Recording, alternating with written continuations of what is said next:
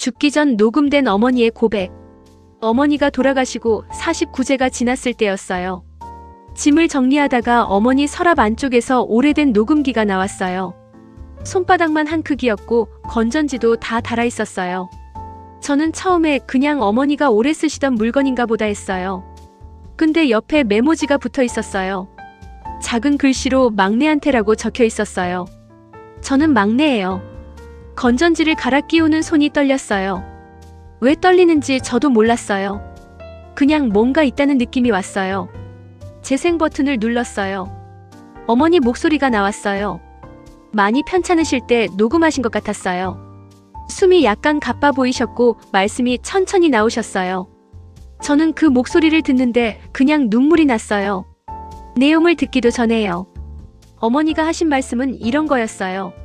15년 전에 어머니 명의로 된 땅이 있었는데 그게 팔렸어요. 어머니는 그 돈을 자식들한테 나눠주고 싶으셨대요. 그런데 큰오빠가 먼저 와서 어머니 드리기 전에 세금 문제 정리해야 한다고 자기가 관리해줄 테니까 일단 자기 통장으로 보내달라고 했대요. 어머니는 믿으셨어요. 큰오빠는 집에서 제일 똑똑하다는 소리를 들었고 사회생활도 오래 했으니까요. 어머니는 그냥 맡기셨대요. 나중에 정리되면 나눠주겠지 하고요. 근데 그 돈이 한 번도 언급이 안 됐어요. 어머니가 몇 번 물어보셨대요. 조심스럽게요. 큰오빠가 아직 정리 중이라고 세금 문제가 복잡하다고 기다리라고 했대요. 어머니는 또 기다리셨어요. 그게 15년이 됐어요. 어머니가 녹음기에 담으신 건 그 돈이 어떻게 됐는지 끝까지 모르셨다는 거예요. 물어볼 때마다 오빠가 화를 내거나 못 들은 척 하셔서 나중엔 차마 말을 못 꺼내셨대요. 근데 눈을 감기 전에 막내한테만큼은 알려주고 싶으셨다고 하셨어요. 혹시 억울하게 묻히면 안 될 것 같아서요. 저는 녹음을 끄고 한참 앉아 있었어요. 15년 전이면 제가 대학 다닐 때예요. 저는 그 땅이 팔린 것도 몰랐어요. 어머니가 말씀을 안 하셨으니까요. 어머니는 자식들 사이 불편해질까봐 혼자 가지고 계신 거였어요. 저는 그 녹음을 다시 한번 들었어요. 두 번째 들을 때는 더 세세하게 들었어요. 어머니가 땅 판 금액도 말씀하셨어요. 15년 전 가격인데도 꽤 됐어요. 지금 기준으로 환산하면 훨씬 크고요. 언니한테 먼저 연락했어요. 언니도 그 땅 얘기를 몰랐어요. 같이 녹음 들었는데 언니도 한동안 말을 못했어요. 그러다가 언니가 먼저 얘기했어요. 오빠한테 물어봐야 한다고요. 셋이 모였어요. 큰오빠 집에서요. 저는 녹음기를 가져갔어요. 큰오빠한테 어머니가 남기신 게 있다고 같이 들어보자고 했어요. 오빠가 처음엔 별거 아니겠지 하는 표정이었어요. 재생을 눌렀어요. 어머니 목소리가 나오는데 오빠 표정이 달라졌어요. 처음엔 굳더니 나중엔 시선을 아래로 내렸어요. 녹음이 끝나고 제가 물었어요. 그 돈 어떻게 됐냐고요? 오빠가 처음에 한 말이 그게 워낙 오래된 일이라 기억이 잘 안 난다는 거였어요. 저는 기억이 안 나는 돈이 그 금액이냐고 했어요. 오빠가 말을 바꿨어요.